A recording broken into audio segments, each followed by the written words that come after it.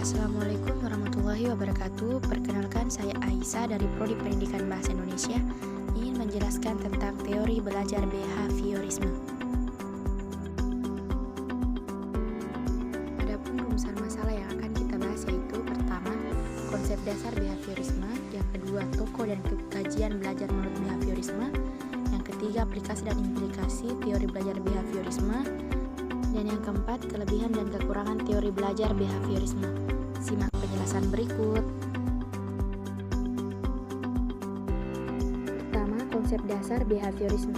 Teori behaviorisme adalah teori yang mempelajari perilaku manusia. Perspektif behavioral berfokus pada peran dari belajar dalam menjelaskan tingkah laku manusia dan terjadi melalui rangsangan berdasarkan atau stimulus yang menimbulkan hubungan perilaku reaktif atau respons, hukum-hukum mekanistik.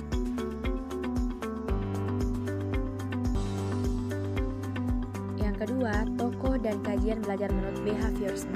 Teori belajar behaviorisme adalah sebuah teori yang dianut oleh Geek dan Berlin tentang perubahan tingkah laku sebagai hasil dari pengalaman.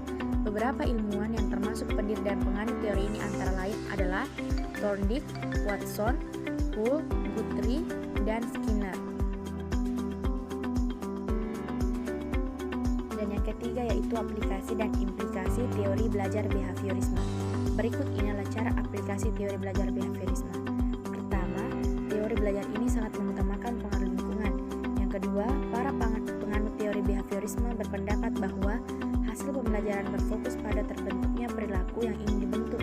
Dan yang ketiga, teori ini mementingkan pembentukan reaksi atau respon. Yang keempat, terlihat dengan jelas teori ini bersifat mekanis. Salah satu contohnya adalah jika melakukan kesalahan maka harus meminta maaf. Dan yang kelima, menganggap pelatihan itu adalah hal yang penting dalam proses pembelajaran. Tidak mengherankan, cara-cara seperti drilling mudah sekali ditemukan di kelas-kelas yang menerapkan teori belajar behaviorisme. Dan berikut adalah implikasi teori belajar behaviorisme. Teori behaviorisme memandang bahwa pengetahuan telah terstruktur, rapi, dan teratur. Maka siswa harus dihadapkan dengan aturan-aturan yang jelas dan ditetapkan terlebih dahulu secara ketat.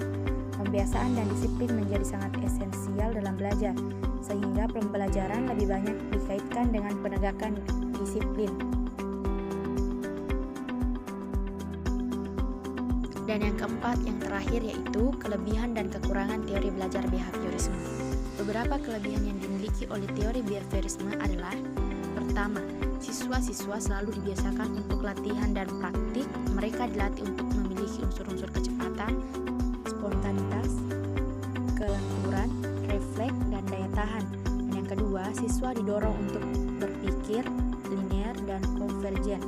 Dan yang ketiga, siswa dengan dapat mudah mencapai suatu target tertentu dalam pembelajaran.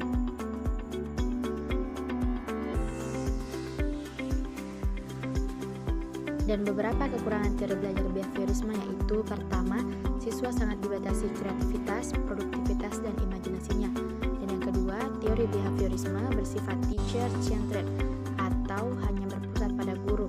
Siswa bersifat pasif dan hanya mengikuti instruksi-instruksi yang diberikan oleh guru. Dan yang ketiga, pembelajaran menjadi kurang menyenangkan bagi siswa.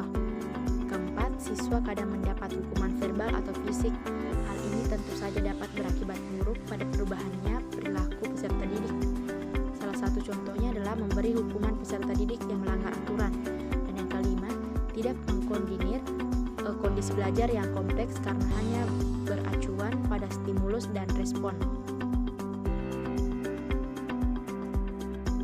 Sekian penjelasan materi teori behaviorisme dari saya. Sampai jumpa di materi video berikutnya. Wassalamualaikum warahmatullahi wabarakatuh.